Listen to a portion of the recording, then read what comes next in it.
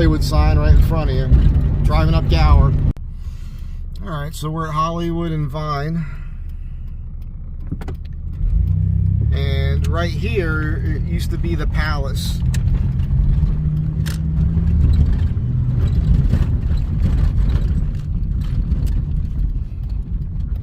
Right here.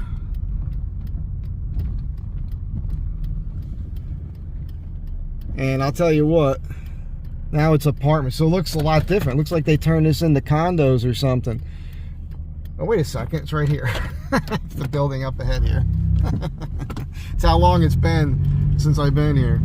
It's right here. This is the Palace. So, yeah, that's the joint right there, man. I used to work the door here, and I'll tell you, I had a lot of crazy experiences in that joint. Yep, that's the side load. So, you know, security, we used to go right down there on the right, and that little bump out above the front door there's a private room there. That's where we used to have all the private parties. And I'll tell you some stories about it, you know, doing security up there and what, you know, the kind of things that happen downstairs. And I'll tell you, man, it was wild stuff in there, you know, getting physical with people. There was an incident, but I'm going to tell you, I got 3 or 4 good solid, maybe 1 or 2 more stories about that I can recall that are worth talking about. And this last one where I got between these 2 guys and hit them both in the solar plexus, my boss was right behind me when that happened. And he asked me, he said, hey, I got this other joint. I need somebody to work the security at. So I said, okay. It was closer to my house. This isn't that far. But this place on Santa Monica Boulevard, Gold Diggers, I used to ride my mountain bike there. I used to ride my mountain bike here. At the time, I don't think I had a car. I think my car was broken down. I don't really remember it all. It was a long, it was freaking over 30 years ago. It was probably exactly 30 years ago. Let me think here. It's 2024. And yeah, it was 1994, about the time I was working here. 93, 94, 95. I got here in the September 92. I believe that's right. Or 91. I can't even remember. Right, 91. September 91. February 92. I don't remember. It's all around these years. But those first years in the early 90s here in Hollywood were tough years to survive. And I mean, what I was doing for next to nothing. I also worked down in Santa Monica at Yankee Doodles. So I worked the door there, and I bartended there as well.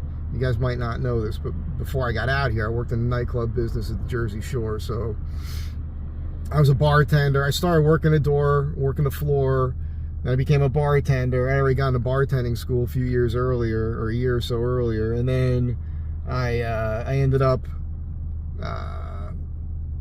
DJing, became the DJ, and then that club closed. That was JJ Rocker's Seaside's only rock and roll nightclub. I loved being on the mic, man. That was fun. And then I got a job across the street there, a little ways down. This is all Seaside Heights, was Club XS. I was a DJ there. And there's a ton of stories there, but I learned the whole business. I used to open JJ Rockers up, close it down, set it up for bands, basically running that joint. And those were good times. So when I came out here, keep in mind, I did the security forces and the Marine Corps and all that. So, you know, I've got that military kind of bearing, and I know how to look somebody in the eyes and tell them to do something, and they listen, which is good. Anyhow, I'll tell you some stories. You'll enjoy that. Let's move on to the next joint and then go get the supplies I need to get to work this morning. The Palace.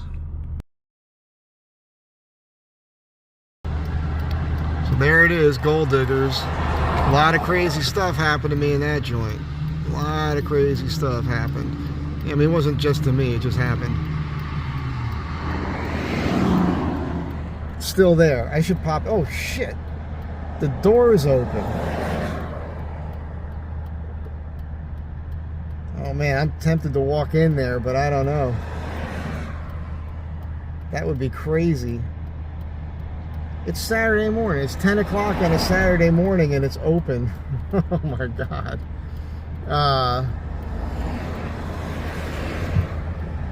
Shit. That's wild. I'm thinking, sorry, I'm going to turn off the video, but you guys will hear the stories in another part of this video.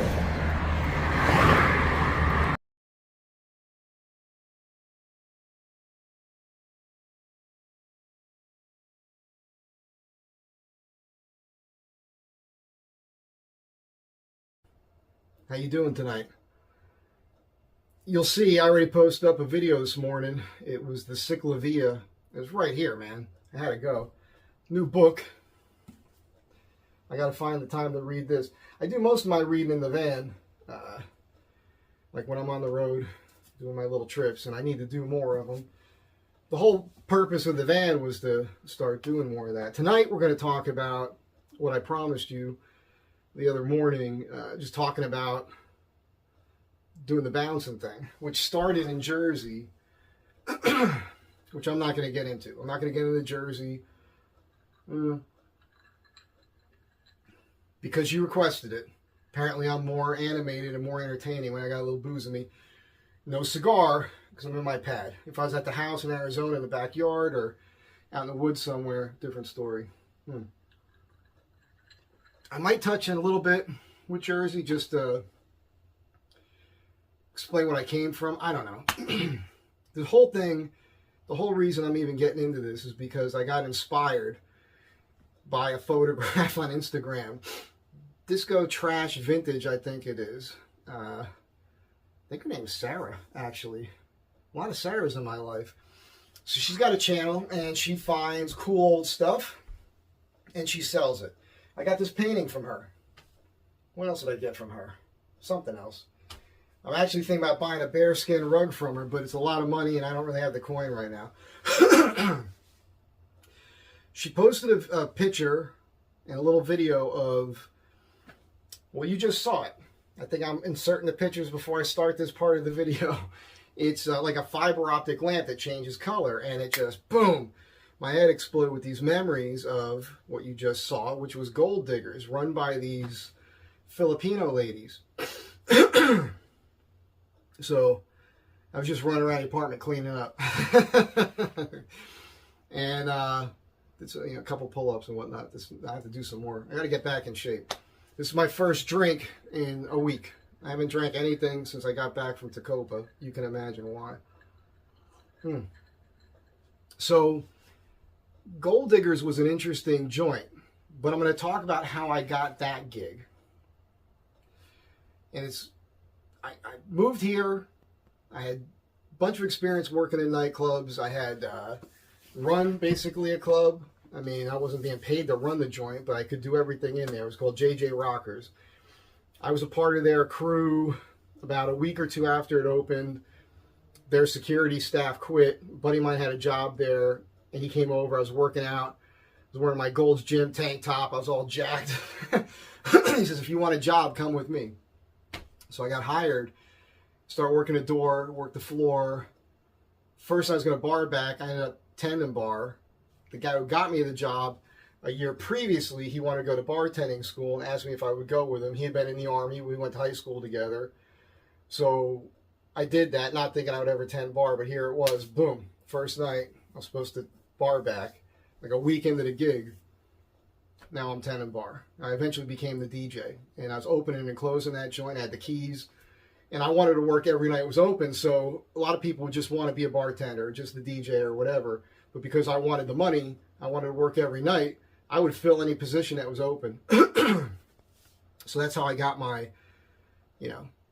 my bones, so to speak. That was an interesting place to work.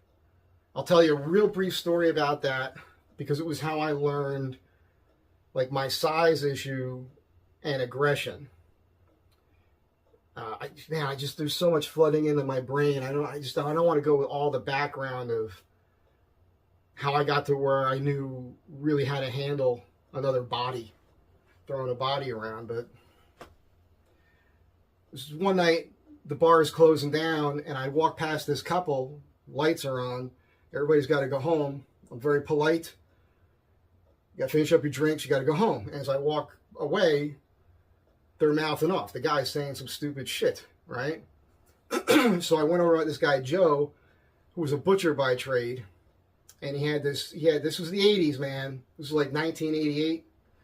And he had the curly mullet, real short on top, real curly in the back, like wasn't as pretty as mine. But it was the fake one, like he got the perm. And he wore those baggy, loud gym pants with the Reeboks, with the peg leg, roll, and we were all doing it. Joe had like spaghetti arms. He was not like some big, all the guys we worked with, most of them were giant guys. This guy, Bobby, had been a pro boxer. He had a detached retina, so he couldn't do that anymore. So I said to Joe, dude, I got these people. I'm being really nice to them. And I walk away, and they're saying shit under their mat. Because I did it a couple times. He says, okay, let's go. So we walk around. I'm real nice to him. I say the same thing. We go to walk away. Joe's with me. The guy mouths off. Joe walks up to us. Hey, say another friggin' word. I'm going to drag you out of here, right? By your head.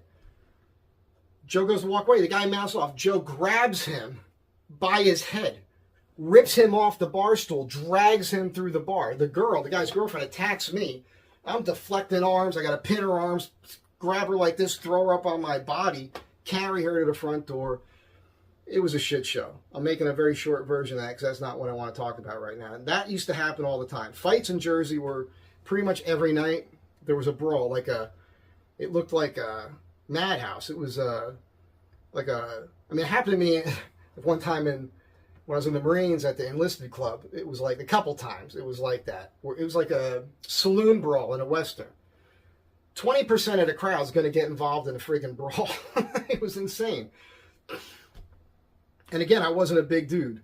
And that's where I kind of learned. I had one night with a guy, and that's where I had to learn how to deal with things differently, because learning from the other guys where they would grab we had this judo expert too. I had already been studying Taekwondo. And I don't want to get into my background too much with it.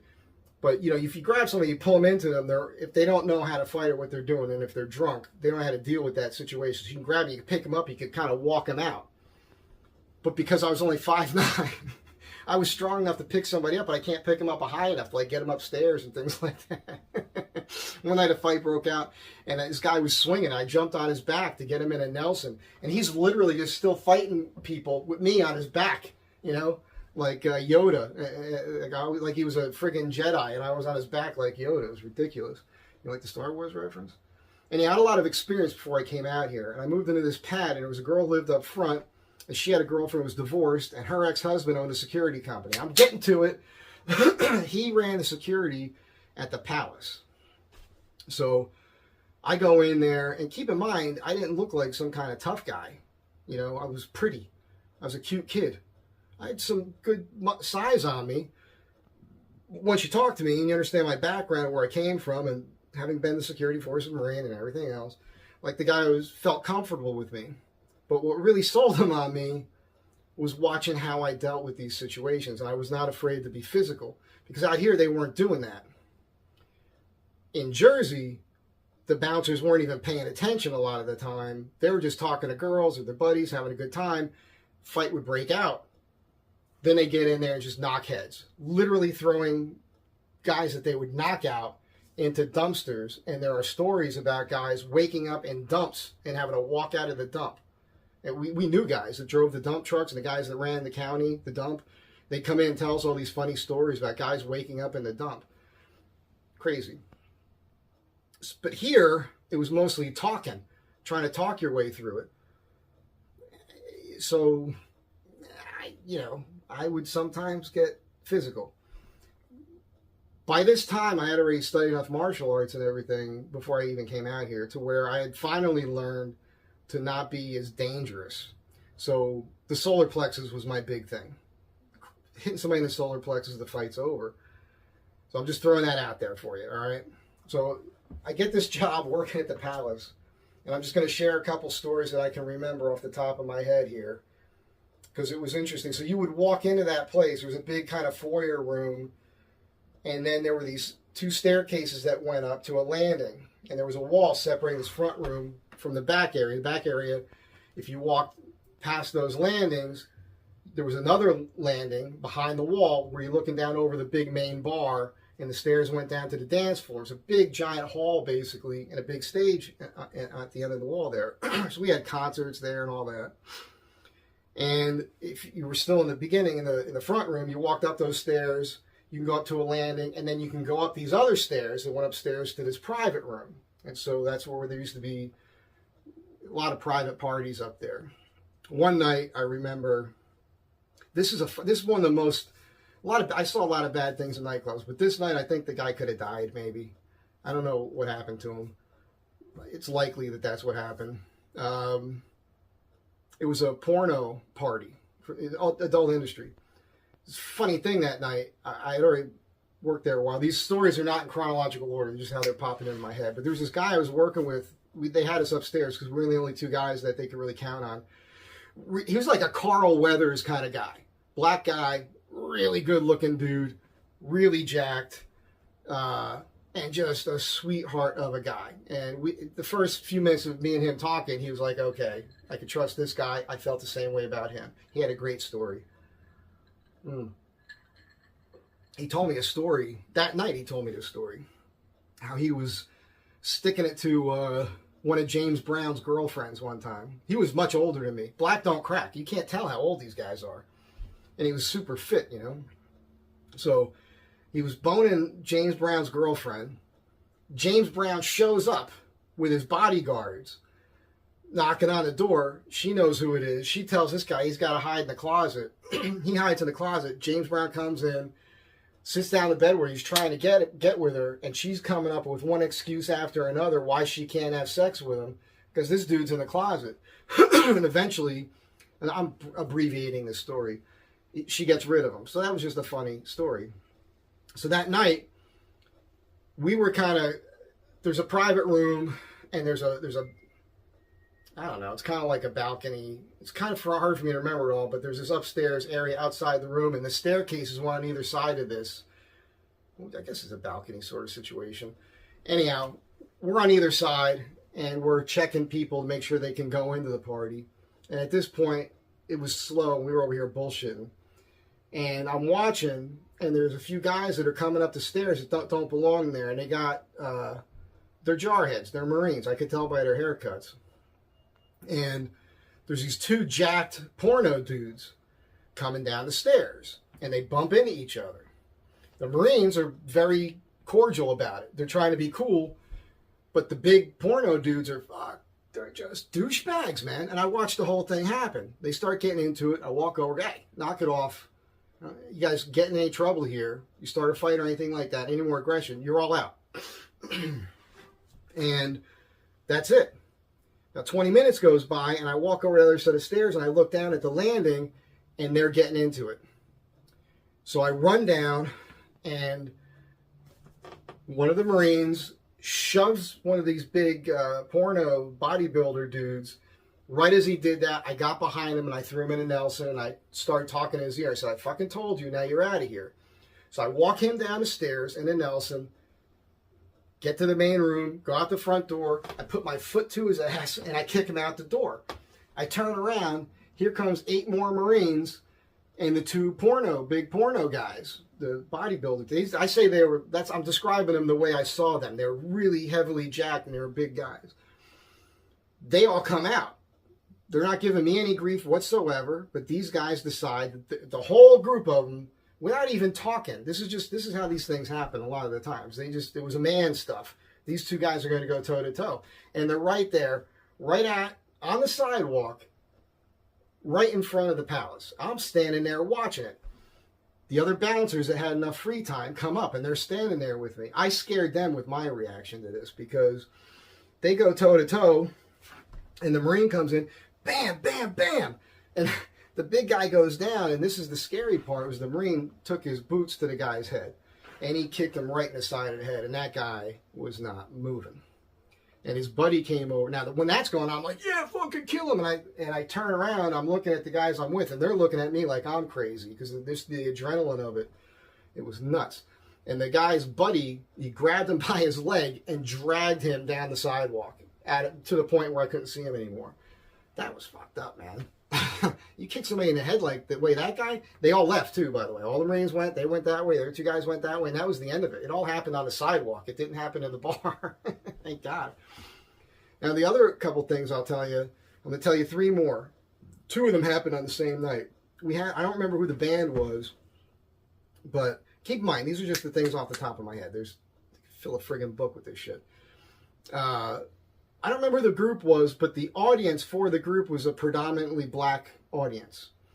And my job was at the stage to the side for people going backstage. And I was told nobody goes backstage unless they have a pass. This is not a big deal. This is not a fight story. This is just like more of a how to deal with people who are trying to intimidate you. And I'll tell you, this is the most racist place I've ever lived, Los Angeles, ever since I got here.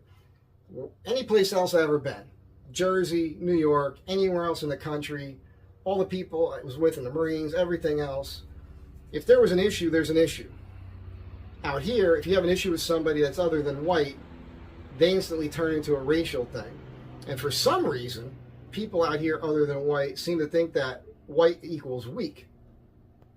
So when you stand up for yourself and you look at these guys in the face, that rattles their cage a little bit. And it was just that, so it's an authority thing. This is not a big deal, but I'm just saying. So this night, I don't know if you guys know, but Bill Cosby had a son. About a few months after this incident took place, I saw on the news where he had been killed on an on-ramp coming off the 10, I think it was. Real sad story. Well, this night he was in there with a girl, and he walks up to me trying to get backstage, and I'm like, you need an ID or a pass. You got to go back all the way up to the front, get that pass. And he says, I'm Bill Cosby's son. I just said, well, if you're Bill Cosby's son, it's going to be real fucking easy for you to go get that pass then, isn't it? So he did that. And then later, this group of guys comes with all black guys. They're freaking gigantic. I don't know, maybe 6 or 7 of them. Could have been more. They're all big dudes, except one guy who's like my size, and he's in the front. Like guys my size, we're the guys that'll just mouth off, especially when you got backup, right? And I had a mag light, one of those D-cell battery, mag lights, and I was holding that in my hand. I got to look at their stuff. And in Jersey, we never had that. It was all with your bare hands, because that's a weapon, And I'll also never forget this night, because this incident. It was just very funny. If you're going to say what I'm about to say, you better be able to back it up, because that's the only way to convince somebody that you're serious. There has to be something in your eyes for them to understand that you're telling, that like what you're saying is how it is. So these guys come up to me and they try to just bull rush me, basically. Well, where's your passes? This is one of those badges. We ain't got no badges. We don't need no badge. We don't need no stinking badges. That is one of those moments, because that's what they were pulling on me, that kind of crap. So I'm looking at them and I go, look, guys, you're all bigger than me. There's a bunch of you. I don't want to get my ass kicked. I don't want to get hurt at the same time. And then I make direct eye contact with the guy right in front of me who's my size. And I look right in his face. I go, at the same time, I don't want to, what did I say to him? I said, I don't want to crack your fucking head open. And I put the flashlight right on my shoulder at the same time, just staring at him, dead serious. And he took a step back and he put his arms like this and they all walked away. 20 minutes later, you know what happened? They all came back and they all had passes to get backstage. So no big deal there.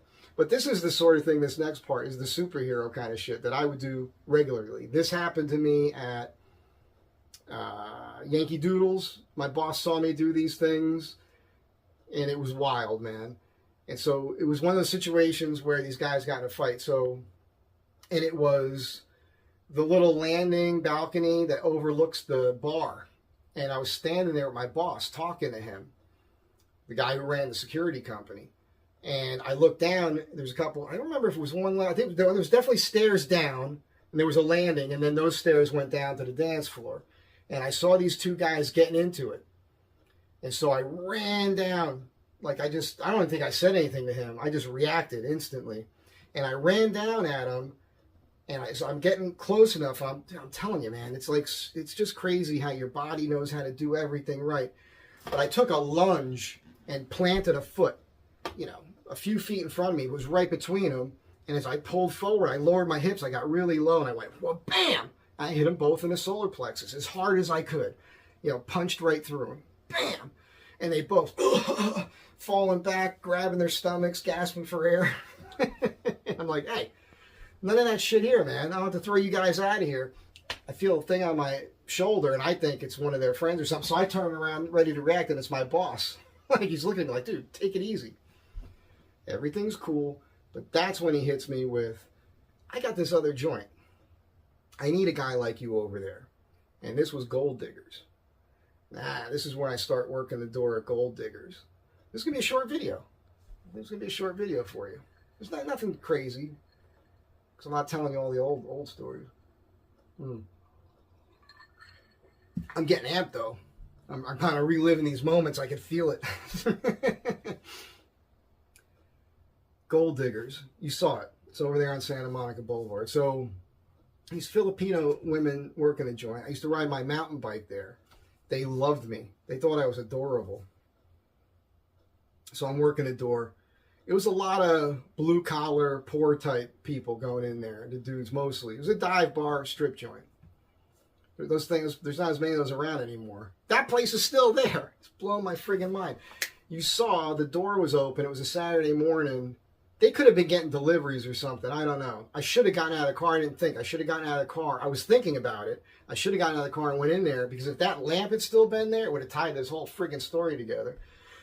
Gold Diggers had this stage. You walk in. I remember there was a TV up there, because half the time I was watching TV, because the women that danced there, for the most part, were not anything I ever wanted to look at. They literally had a 300-pound Mexican woman with hairy legs dancing there. They had women in their 40s, probably 50s, stripping there. It's what Jumbo's is now. Some of you will get that joke. There's girls I've known, I haven't been in there in a decade or more, but there's girls I know that are still working there now that were working there 20 years ago. In the late 90s, they were there. They've been there 25 years. They're still there working. Crazy. So there was a stage, and then there was like a round section that came out, a little railing, sit around the railing, whatever. The crazy thing was the guy who owned the security company, who hired me to work the door and be the bouncer there, was selling cocaine and other drugs in the back corner of the joint. And he didn't tell me any of that. So I'm dealing straight up with drug addicts, the dregs of society. Just, it was bad. At least twice I had guys pull knives on me in that place. It wasn't the first time. If you guys know some of my stories, it wasn't the last time. Every time somebody pulled a knife on me, all I did was just to put one foot back and go like this. So, come on. Very seriously. Actually, I always had that flashlight too. So they just believe you, fortunately. I didn't have to really even get into it with them. But the real story about that place was the conversations I would have with these drunks. This is the irony about that place. I never actually had to get, I don't think, I have to really think about this. I can't remember it all. I don't really recall having to ever put my hands on somebody at Gold Diggers. But the mental part of it was the part. I had a guy one night that I had to ask to leave because he was drunk. Mexican guy, broken English. And I get him outside, and he just starts talking to me. He doesn't want to leave. He just likes me. And he starts telling me his story. And I figure out why he's drunk. He's drunk because he was scared for his son getting involved in the gangs. And he had gone through his son's room, and he found a gun under his mattress. And he didn't know what to do about it. And that's why he was in there and got himself so drunk. And so I'm basically a psychologist. And that's what it was in there all the time. All the time.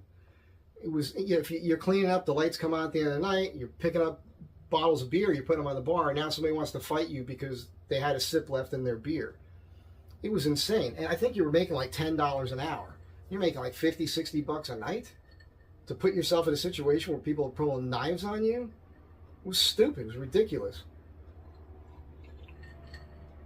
At that time, I was doing that. I had already done some acting out here.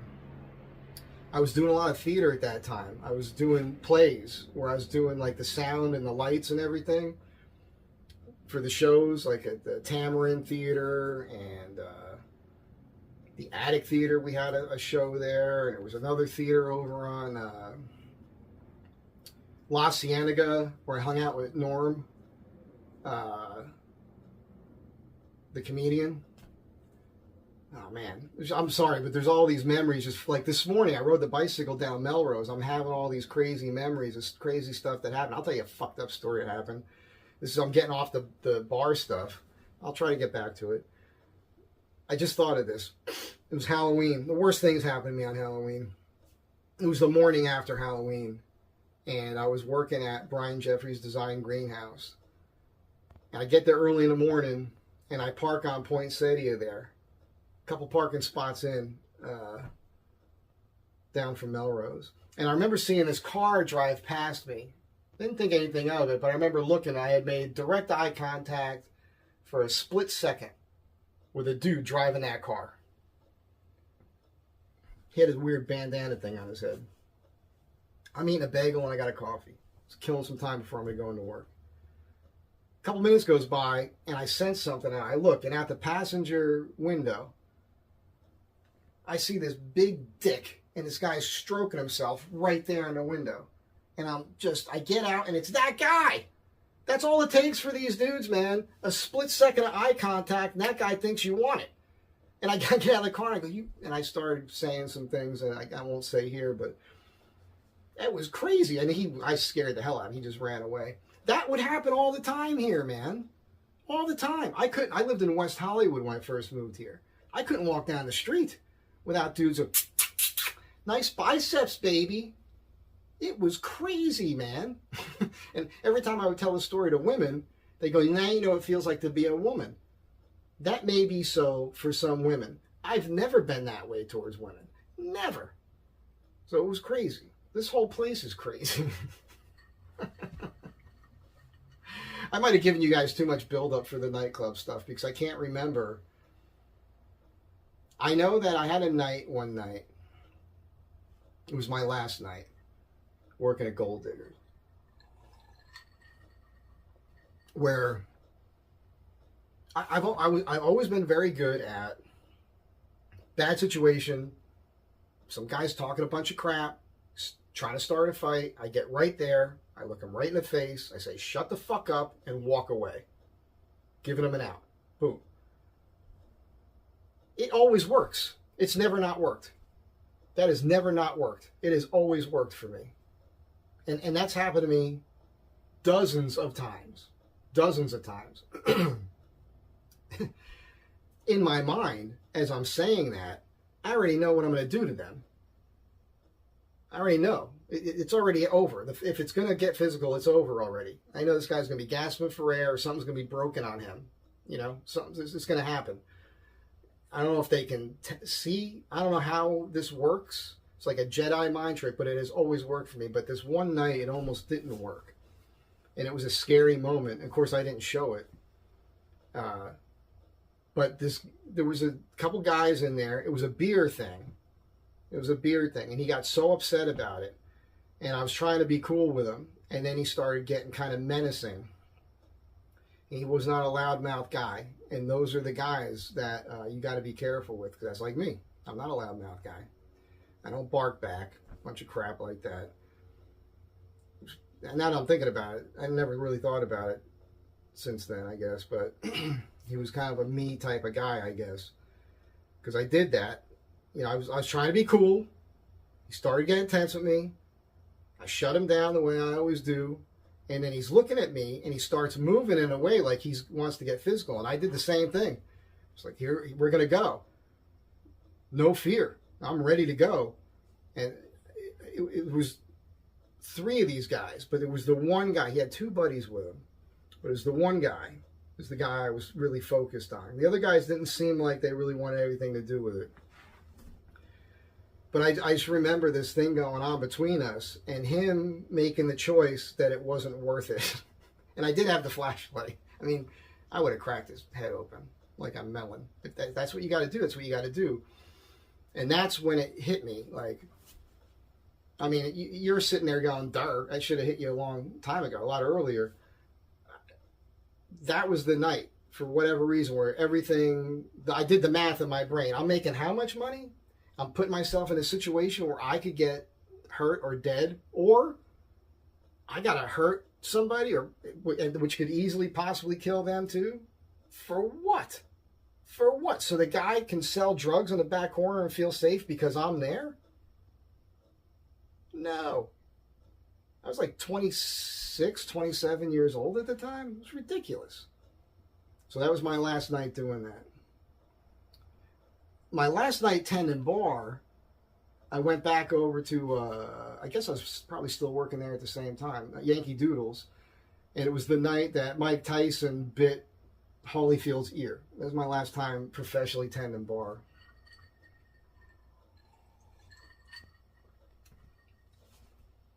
I remember, like, the women that danced in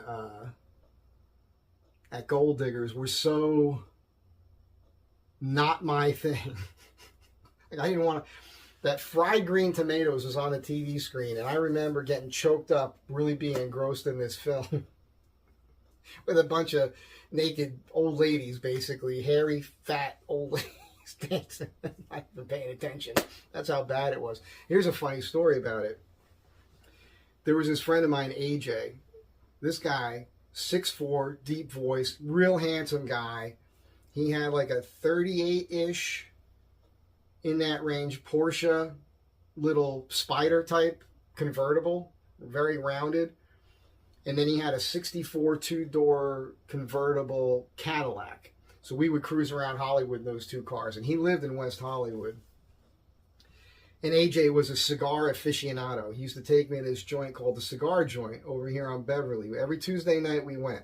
For a year, a guy lived next door to me. We're still friends. You'll see him in my stuff. His name's Fenton Lawless. Look him up sometime. He's an actor, character actor, been in a bunch of stuff. When he was here, he had been in, he was in Air Force One. I Shot Andy Warhol, and Mississippi Burning. He had like small speaking parts in those three movies. And his wife was a casting director, and they lived right there. And so Fenton was a big cigar guy. So Fenton and I used to go down to Cigar Joint every Tuesday night. So me and AJ used to hang out. And he just got, I'll tell you how good of a guy AJ is. He hired me to do some stuff. I did some furniture work for him back in the day. And at the time, I didn't really know what my worth was. I really wasn't charging a whole lot of money. And I don't think it's been 10 years, but within the last 10 years, he's been in New York all this time. But he came out here, and he came over here, and he gave me $400 cash. He's like, you know, I never paid you enough for that. I always felt like I owed you more money. Decades later, man, out of the kindness of his heart, he just gave me money. It wasn't like I was hard up for it either. And he would not allow me to take, what am I trying to say? He forced me to take the money. I had no choice in the matter. That's how cool he is. So, jump back to the 90s. We're hanging out. And, we were trying to do something to kill time. I said, I know what we'll do. It's daytime. I said, let's go over to this joint I used to work the door at. He knew the whole story. AJ saw me do some crazy shit in public, too. I was out of my mind. I was never intimidated by anybody. I never looked for trouble. I had my phases here. This is a fucked up thing, but I'll just tell you. I wasn't happy for a long time. I used to walk around Hollywood, going down Sunset, going by the whiskey and everything else, all hours of the night and early morning, walking the streets, hoping somebody would jump me. Literally just looking for a street fight, because I was out of my mind. Had that kind of bad energy going on in my mind. It was not good. Anyhow. Me and AJ are hanging out, so let's go over here. We go over to the Gold Diggers.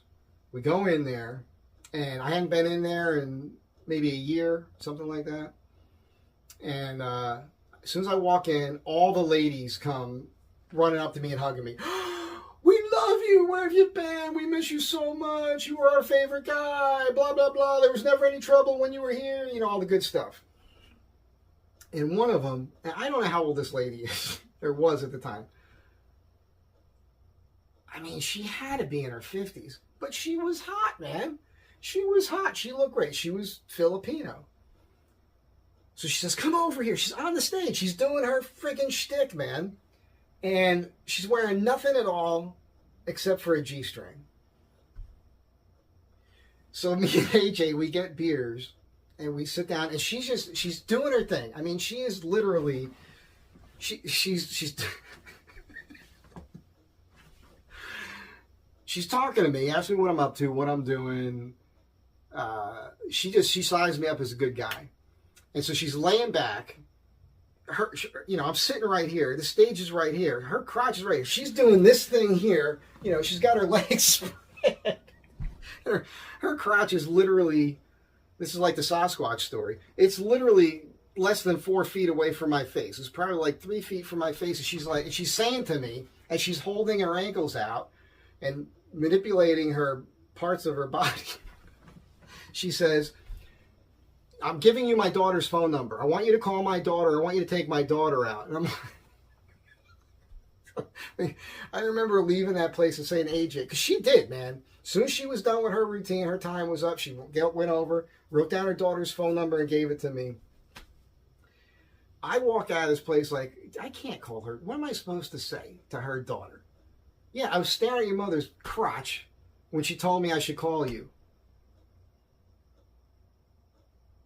Talk about family bonding. No.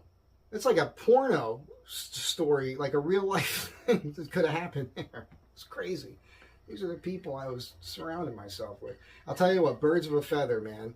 My life got exponentially better when I stopped that world altogether. Hang out with the people that you admire and you look up to and have attributes that you want to emulate. That's what you got to do, man. You cannot be in that world. Those people I mentioned over at that other joint, the Jumbo's joint, that is not a healthy atmosphere, man. That is not a good thing. When I was working in the nightclubs in Jersey, I guess I will talk about it a little bit, whatever comes to mind. I had to stop that too. Now, I left Jersey, as some of you know. There was a lot of crazy stuff going on with the mob stuff, and I'm not going to get too into it, But I just decided I wanted to leave. I felt like I had to because people were disappearing. I was like, I'll disappear myself, thank you. So, but this is the crazy thing about that. I was sober at that time. The first night at JJ Rockers that I tended bar, I always take everything I'm doing seriously. I am not inebriated when I'm working. I don't smoke grass and work. I don't drink and work. I don't do that. I take what I do seriously. That's why I'm good at what I do. That's why I do something right the first time, usually. 92.7% of the time, it's done right the first time. I'm not perfect. Because I'm not fucked up when I'm doing it. I'm focused and I care about what I do. I take pride in what I do. And that's how I was the first night I attended bar, because I was slightly nervous. And the guy I was working with was an old school guy. He took me on his wing, Greek guy, Pete Dragonis, another Greek guy. He didn't want to work with me because I was better looking than him.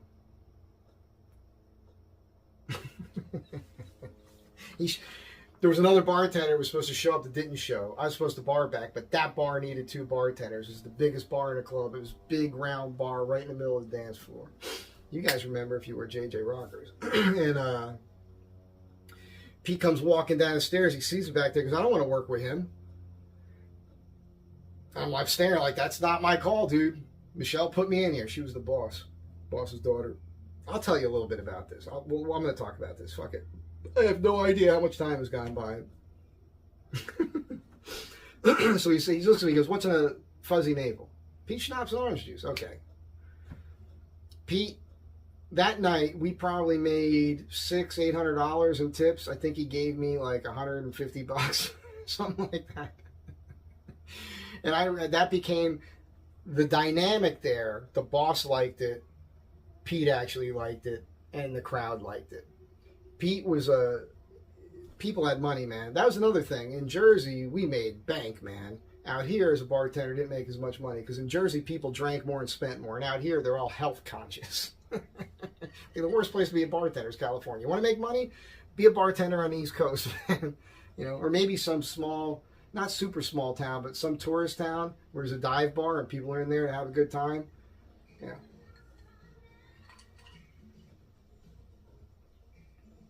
I hear music. So, yeah, anyhow, I'm just, that just totally broke my train of thought. But working with Pete was fun. Okay, now I remember. Sorry for the little pause there and everything. What I wanted to tell you, how I became sober. That night, Pete's in the bar, we're working, it's early, people are coming in, I'm serving drinks. And what struck me was, because I'm not drinking while I'm working, Pete was the kind of guy, he would take Absolute. Chug Absolute. Pete, he put the change down, he'd go around the bar, he'd talk to people, buy him shots, they buy him a shot, boom, bada, boom, bada, bam, he'd come around the bar, by the time he got to your money, if it was still on the bar, it went in the tip jar. And you know what? Nobody ever gave him a hassle about it. Everybody loved this guy. I'm pretty sure he was selling stuff and whatnot too. Enough time has gone by. I don't think I'm giving out any secrets. If Pete's still alive, I'll be fucking shocked. Pete, if you're around, if you see this, anybody knows him, tell him I said hi. So that night, what struck me was just watching dudes, as they got drunk, turn into the biggest douchebags I've ever noticed before. And in particular, talking to women. The way they were hitting on the girls, and the way they would try a line. The same line. I'm not a line kind of guy. The same line on every chick until one of them finally bites. I watched that one time at the Snake Pit over here on Melrose. Me and a buddy were sitting there. These two black guys sitting out there outside the bar. Same thing. I said, watch. They're using the same line on every other woman that walks by. Eventually, one of them's going to walk away with these guys. It took about 25 minutes, but sure enough, a couple girls came by and then left with them. It's odds, man. That's all it is. And so that's how that works. But I just remember being struck by this. Watching these guys get, because what I thought was, that's probably me. I've probably done the same thing. I mean, I'm not being the line guy, but as far as like the more you drink, let's have another drink while I say this. The more of an obnoxious douchebag you become, right? And I thought, I do not want to associate myself with that behavior. Brings up another point, off topic. I have a lot of law enforcement people watching me. A lot of retired law enforcement. A lot of veterans, a lot of guys that were in the service for career guys, a lot of service guys that became cops. Thank you for being here. I appreciate it. Some of you guys may know, I was very close to becoming a cop. Twice, once in Jersey, once here in Los Angeles. I took the written test. Funny thing about that was in the test I took in Los Angeles, I'll never forget. I had long hair and a ponytail. I put it up in a ponytail and I had a cap on. And we take the test. And there was a lot of fucking people there. It could have been 80 people there. And when we were done, they said, when we call your name, just go out and step out into the hallway. They call everybody's name and there's like maybe 12 of us left. And the guy says, okay, good news is you passed. I'll never forget that. So in Jersey, you take the test and pass. I think I talked to some cops about it then. I chose not to do it at that time. I had my reasons. But I'll tell you, both times, the reason I didn't do it was because I saw police officers engaging in behavior out and about that I didn't agree with. One bad apple. I don't want to be part of something. That's why I would never join a motorcycle club. Same thing. Rode with a bunch of cool dudes. Most of them were cool. They're friends. Not all the guys in the group are cool. But because they're friends, they accept their jerk-off buddies. They accept their behavior because they're pals. Problem for me is, you're wearing colors. You're wearing a jacket that's got a patch or 3 patches or whatever. Same thing as being a cop. You're wearing a fucking uniform. So to me, the way I see it is the public who are not part of that group, they see one guy being a jerk off, then they see me wearing the same outfit, they think I'm a jerk off. That's what I don't like. That's why I don't join. That's why I'm not a joiner. And enough of that shit in the Marine Corps. And I'm not going to prospect for something. I'm not going to put on some goofy outfit and be made to do a bunch of stupid shit. All right, I'm a fucking man. I'm not going to go through that crap to be a part of some club where they invent their own bullshit and then they believe it. That's nonsense. I'm not talking about the cops here. I'm saying the motorcycle guys. But with the cops, here in LA, after I took the test and passed, I did the personal interview. That was funny. Because we're sitting there and they're asking me all this, and they ask you, have you done drugs before and everything else? And I said, yeah. Not only did I do drugs in high school and everything, I didn't do heavy drugs. I smoked grass. I did a lot of cocaine, a lot of speed. And then when I was in the Marines, I got busted for coke. I was not a cokehead. That's not the way it worked. I went out, I drank I just showed up. It was my first duty station. These two Marines that were older than me took me out to a bar. I was 19. We get drunk. Next thing I know, they call some girl. The three of us are in a bathroom stall snorting cocaine off the fucking toilet. I'm not proud of that. I'm embarrassed by it. But you guys know I don't mind sharing my life here. So we also I didn't cause a ruckus. One of these guys did, who's now dead. He's dead. I looked him up. He also went to jail for statutory rape and had a whole bunch of other shit that he did. I watched him freebase cocaine right in front of me. He's not the kind of guy I should have been hanging out with. But anyhow, you don't know when you meet somebody. I'm at the personal interview with the police department, LA Police Department, and they're asking me if I've done drugs before, and so I'm like, yeah. And I told them. I got in trouble for cocaine. I was in the Marines. I wasn't doing cocaine. It was a one-time incident. Blah, blah, blah. Told them all about it. And then I looked right at him. I said, listen, in my opinion, I think you should want people that live the life and have done some drugs, man. I don't know how you do your job as a cop if you don't know what that is.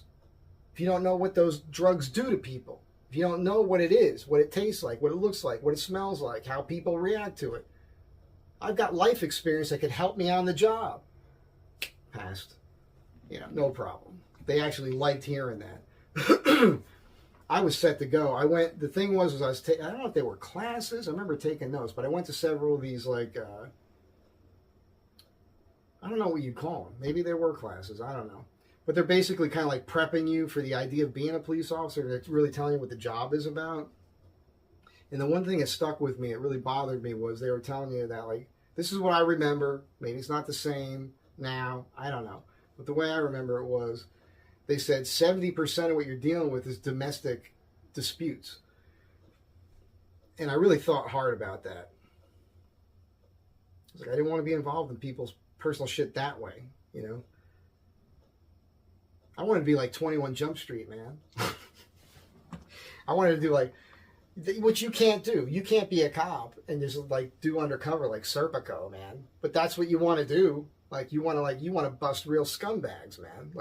People who are fucking up society. I'd be great at that. I'd still do that today.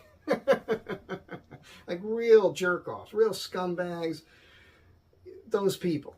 But your average Joe who, on his license plate, he hasn't done his registration yet, forgot to put his blinker on, the tail lights out, didn't cross the street in a crosswalk. Fuck that, man. That's ridiculous. I'm not doing that. You're ruining people's days for no good reason. Fuck that. Because the town needs more money, you got to write more tickets. I am not participating in that. But it was that domestic thing. And the other thing happened. An incident happened to me when I got home. Man, this is a good memory. It's sad. It's a sad memory. Man, I get emotional thinking about it. It was, there was a cop, Dominic, that he was a family friend. We lived in this, when I was born, we lived in the same house. I think we had the upstairs, he had the downstairs. I don't remember. First Ave, Seaside Park. Dominic was a cop in Seaside. Him and my dad were really good friends. His wife and my mom were pals. Dominic had a son that was around my age and a couple daughters. Don't know whatever happened to that guy, but he was cool. He kept me out of jail because I'd gotten busted a bunch of times. I've been living alone since I was 14. It's a long story. Some of you have heard it already. Dominic helped me out a bunch of times. So anyhow, I got out of the Marines, and I had my bicycle, summertime, Jersey Shore, Seaside Heights.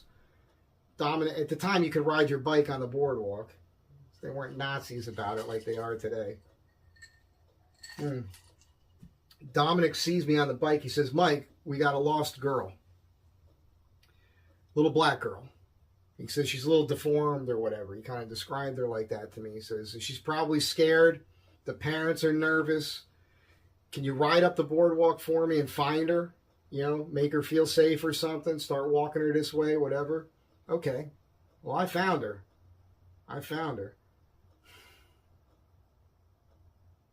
She was such a sweet little kid, man.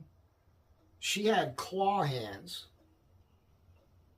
Like, she was deformed, a little black girl with claw hands. And snot coming out of her nose and everything. You know, like, and she was scared. And I'm too sensitive for that job, man, because I saw her and my heart broke for her. I gotta hold it together here, man. This is ridiculous. Is it the booze? Man, I just looked at her and I thought, I just felt so, my heart went out to her is what happened. And I talked to her and I made her smile and I made her feel good. And I said, everything's okay. And your parents are looking for you. And I was told to find you. And now that I found you, everything's going to be okay. Don't worry about anything. And we kind of walked a little bit, but she was too scared to keep walking. I said, we'll just stay here. They'll find us. And sure enough, Dominic came up with her parents and everybody was happy. And Dom was stoked that I had found her. But I remember thinking, I can't do this job. There's no way, man. There's no way I could do that job dealing with people like that because I'd be too sensitive about it. Whew. What's wrong with me? Anyhow, that's what happened. The reason I didn't be a cop then. And when I came out here, I thought I'm in a big city. I could do the job here because, you know, maybe I could deal with assholes. But I had an incident that happened. I had just done the test. I did the interviews. I had taken these classes, whatever they are. And I went to this party. I met these two girls, and they wanted me to come home with them. Who could blame them? And they needed gas. So I followed them, and they went to this gas station. And I pulled in with them, but they went to the pump. I didn't. I stayed over here. And a cop car pulls up. Two cops get out. They see the girls. They come. All they're doing is hitting on the girls trying to get laid. And they try to scare them at first. Yeah, we know you've probably been drinking, blah, blah, blah. You know, they're using their authority and their uniforms and their badge to get laid. That just spun a gear in my brain that pissed me off. And it's the one bad apple. And I thought, I don't want to be a part of that. And that's the reason. Those are the two reasons I didn't become a cop. I don't know how that sounds to you, but it's the truth. I was a kid at the time, in my 20s. So that's it. The cops were cool with us as far as being bouncers and all that, you know. We had carte blanche. In Seaside, where I came from, you're a local. I mean, you could basically kill somebody and get away with it. That's just how it was. I mean, it was crazy, man. Yeah. I'll tell you this. There was a joint. I'll go back. When I was in high school, I was not a tough guy. I was a small person. Not that I'm a giant guy now, but I've got mass on me. I'm a fucking man, and I lived a life, and I had to take care of things. But when I was in high school, I wasn't. I was a pretty tough kid, but nobody really knew it. I moved around a lot. So I didn't build up a reputation with one core group of people. Every time you move to a new place, you got to have that happen again.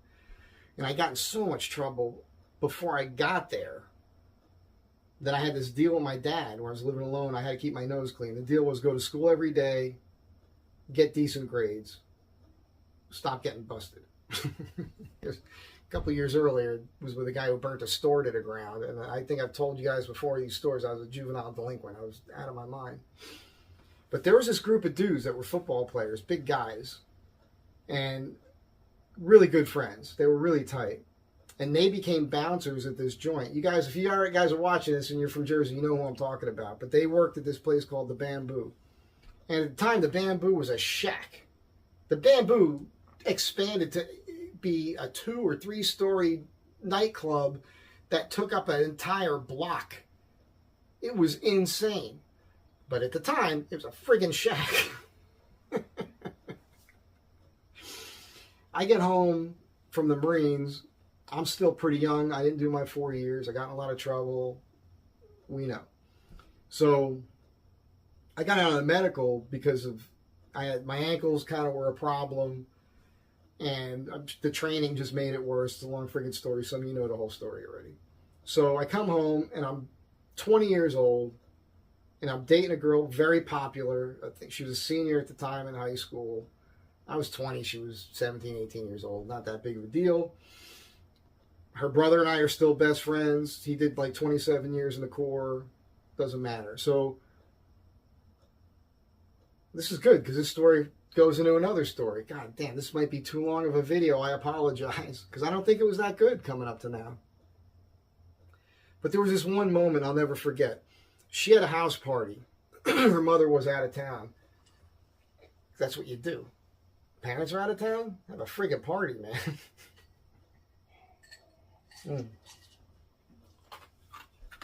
She says, Mike, I got to get these people out of the house. All right, I'll take care of it. So I start throwing people out of the house. And there were these 2 guys that were mouthing off. And I'm saying, I'm looking at them like, let's go. They don't want any part of it. Keep in mind, I'm 20 years old. I'm out of the Marine Corps. I went from, when I got graduated boot camp, I was 150 pounds. I went down to 148 pounds right out of boot camp. A year after that, I was 185 pounds with a 48-inch chest. I had become a man. I really wasn't yet, but you know what I'm saying. And I could take care of myself. And I wasn't afraid of anybody. By that time, I already had enough serious physical altercations with people where I had put some big dudes down. So I knew my power. I knew what I was capable of. I was very confident. And when you're young, you're overconfident. So I'm walking these guys out to their car, and they keep stopping. Like they're questioning. It's just me. Like they figure they could take me. They're questioning it. I get them out of the yard. I get them to the sidewalk. I get them to the middle of the street. I stop at the middle of the street in front of their car. They get to the car. And I remember at this point now, they look at me, but I see them looking past me. But I'm not paying too much attention to it because I'm just like, hey. Because they said some stupid shit. Like, you want to keep saying stupid shit? I'm standing right here. Let's go. But they get in the car and they leave. I turn around and I look behind me, and these guys that used to ended up working at the Bamboo as bouncers. They were best friends, big, giant football players. One of them was like 300 pounds, man. They're all standing about 15 feet behind me like this. they knew me as this little kid in high school. and they're seeing a different Mike. You know what I'm saying? They're like, holy shit. We don't expect this from that guy, It was awesome, man. Because by the time I was then, the next year, I was working at JJ Rockers. And they were all at the Bamboo working. If I walked in there, man, the respect was amazing. Those guys were wild. You would walk past, so when you would walk, I would walk home. Because it was a little beach town, little island. As I'm walking home, you're walking down the sidewalk. You walk through fights. You might walk through 6 fights on the street. Sometimes like huge brawls with people. I'm talking blood everywhere, the whole thing. People just getting fucked up. I remember a fight one time behind the Bamboo in this dirt parking lot. And these guys were mouthing off. And I remember it was going to start. I saw it popping off. And I said, let these 2 guys throw. Big friggin' circle. And these guys start throwing. This guy, I don't know who this guy is. He comes next to me and goes, hey, break this up, I'm a police officer. I grabbed him, I said, hey, nobody here likes cops. Like, the message was, if you don't shut up, you're going to get your ass kicked. It doesn't matter if you're a cop, because he wasn't a cop from there. That's the thing. If I would have know who he was, first of all, if I knew who he was, if he was from there, he would have let the fight happen anyhow. Anyhow, on the high note, I'm going to end this because I'm guessing this is probably kind of a long video. Sorry for a little pause there. All this was spurred because of Disco Trash posting a picture of this friggin', what the hell is it called? Monofilament or whatever, lamp. Triggered the memories of working over there at Gold Diggers. And I apologize, actually, because you know what? That didn't seem like a big deal, those stories. For me, it was a big deal. It was my life. I had so many nights there that were dangerous nights. Literally, people pulling knives on me, threatening my life and everything else. And most of the time, I just turned into like a psychiatrist and talked them through their bullshit and listened to them and understood why they were angry and made them feel. I had people that went from, because they were angry. It wasn't about me. It wasn't about me. They were so angry, they were ready to get into a physical altercation with a perfect stranger, me, and I would spin it on them, and after the conversation, they'd be hugging me. Hugging me. Telling me thank you for listening. You know, that sort of thing. That's crazy, man. It's crazy. Like, there was just a whole other level there. Again, Jersey, bam! I mean, they just beat the crap out of people. It was fun. I'm telling you. You get a drunk guy who's mouthing off to you, there's nothing better than hooking an arm, taking his head, and opening the door with his face. There's something fun about that, because that asshole deserves it. And here I was in situations totally by myself, with no backup, where my brain had to be better than my physical ability. Because using my brain and my intellect and language was able to diffuse a situation, which was so much better because I didn't have to. I guess this is the lesson of the video, man. I didn't have to get physical and hurt anybody. And I didn't get hurt. That's pretty good. Let's leave it there. That's a good lesson for you. And as far as like advice, you get some loudmouth mouthing off at you, do not give that back. Just sit there and take it. You give them a look. You can let them know you're not afraid. But I will say, if you're going to do that, you better have some training and know what you're doing. Because some of those guys will swing. I will tell you this. 98% of the time, you're dealing with somebody, especially if they're inebriated, they're headhunters. 88% of the time, they're right-handed. Bam! They're going to throw with the right hand. You can block it and hit them. You can step aside, direct the wrist, bam, hit them in the side. I've done crazy things with people. The worst thing I ever did to somebody, I think I told this story already. Should I just end this video? You probably want to hear this. I had this guy attack me. He was at a party, house party. I'm not going to give the background. I gave this guy a couple chances. I gave him 2 chances. On a third one, I basically put him in the hospital. But he attacked me, swung at me. I was able to step aside, get around him, grab him in the front, step on his foot, take him to the ground, land on top of him, calm him down. I did that twice. And then the last time, what I'm telling you is what happened. I knew he was going to throw a right. I stepped. I put my arm over his arm, right in the middle of him throwing it. Locked him under his armpit. Stepped behind him. I crouched real low. And I took my left arm with everything I had and went right up between his legs as hard as I could. Well, bam! Yeah, I smashed his balls to dust. And I picked him up off the ground, and there was a big opening, door jamb here, and I walked him over there. Well, bam! Bam! I slammed him 3 times into this door jamb.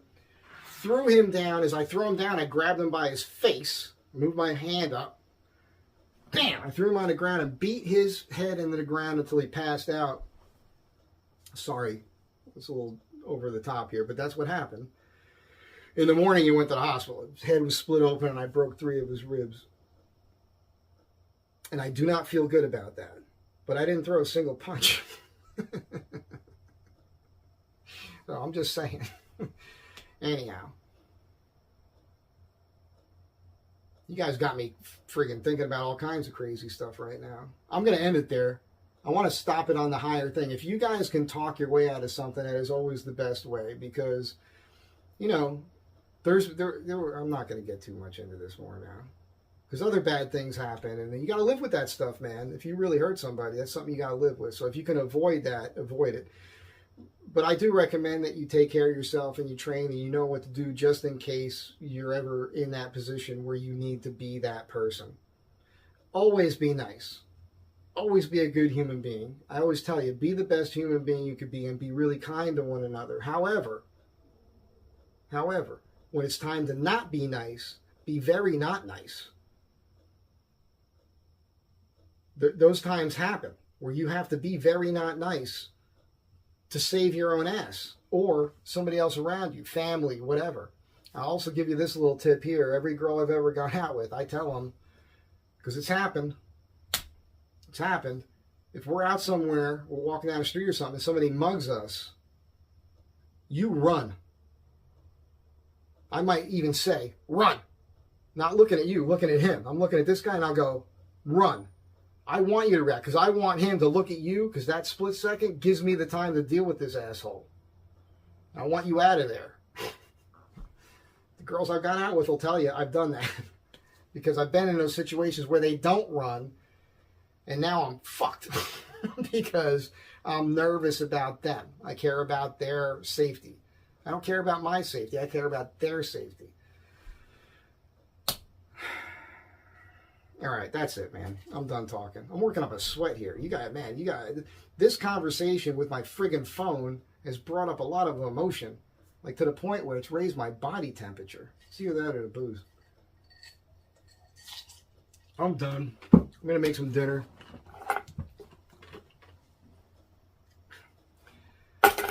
It's 20 to 7. I gotta go cook some food.